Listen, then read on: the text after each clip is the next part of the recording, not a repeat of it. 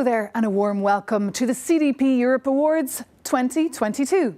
Now for Nature here on Euronews.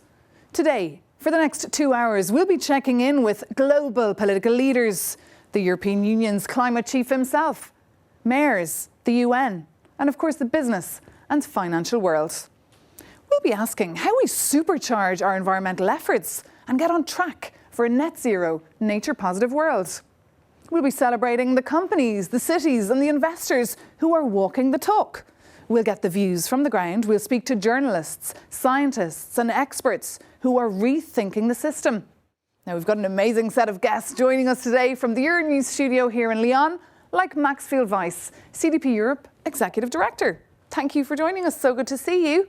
First of all, what should we expect from the CDP Europe Awards 2022, Now for Nature? Well, hello, Maeve. Today, we're going to have a serious conversation, perhaps one of the most serious conversations of our times. And that's how are we going to transform our society? How are we going to transform our economy? And really our way of thinking about how we're going to achieve net zero as well as a full recovery of nature.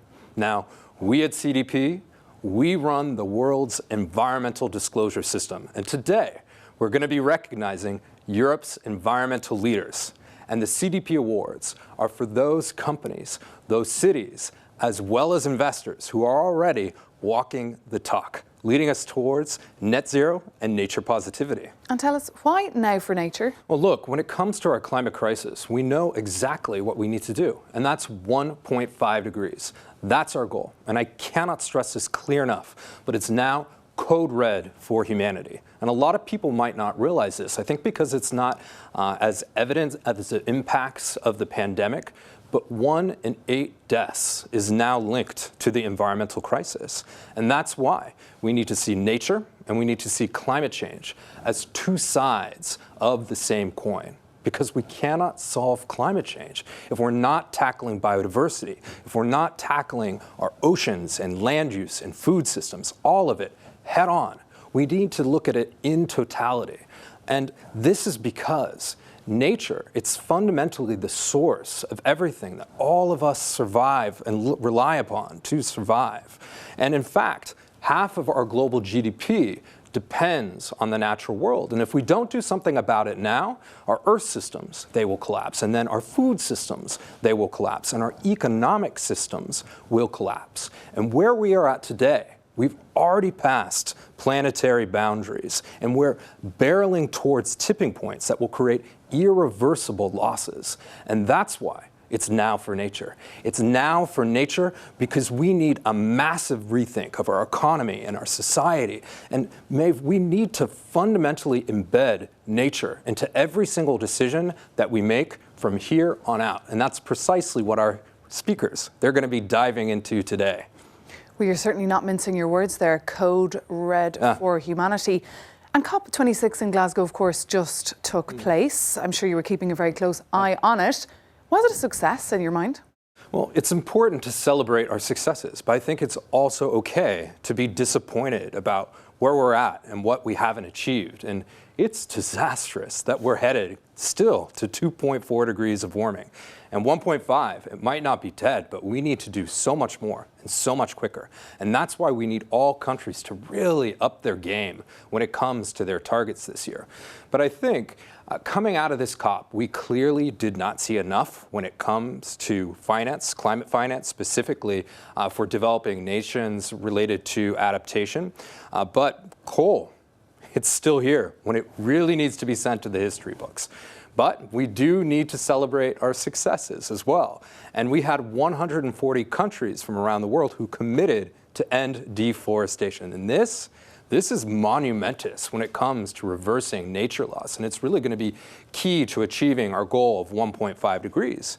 But we also saw from Glasgow an investor alliance called G-Funds, which committed 130 trillion to net zero finance. And this is also really important because CDP's data has actually shown that just 1% of capital market funds are Paris aligned.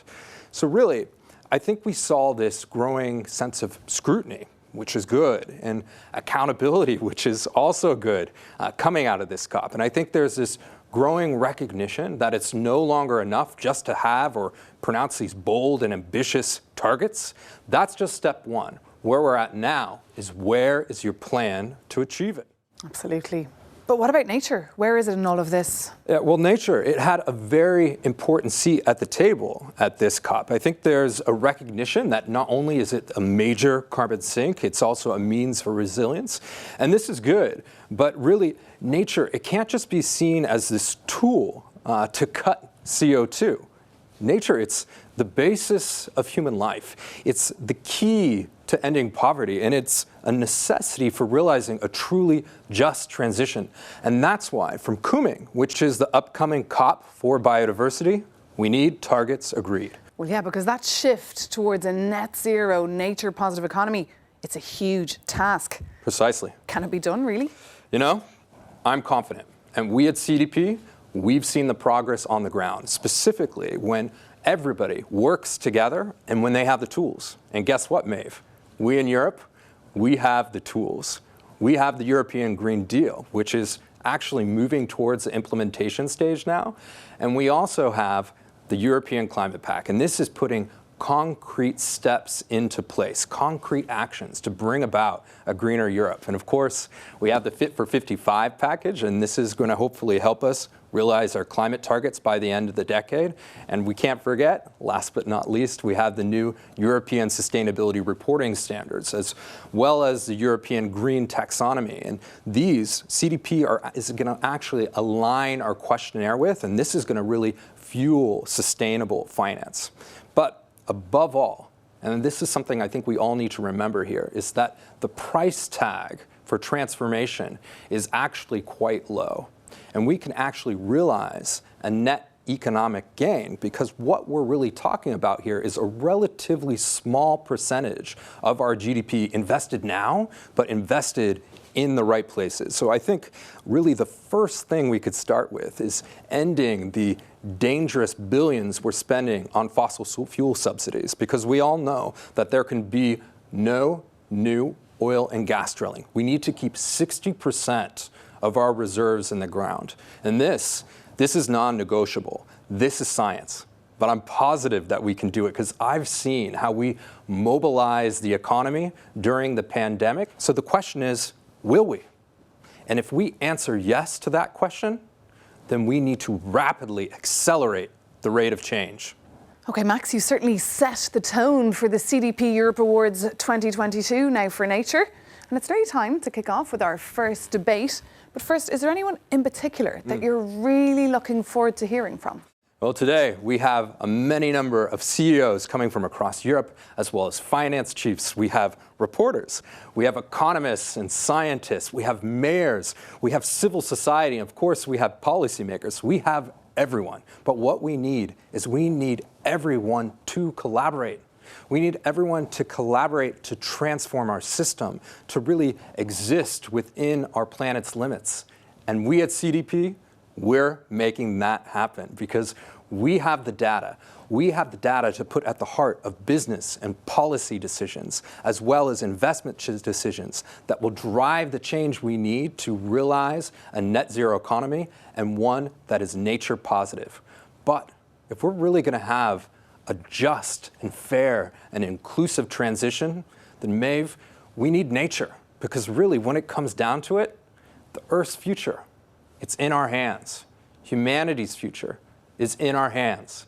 And the time is now. It's now for nature. Code Red, as you said earlier, that's something that will definitely be sticking with me. But for now, Maxwell Weiss, thank you so much. Thank you.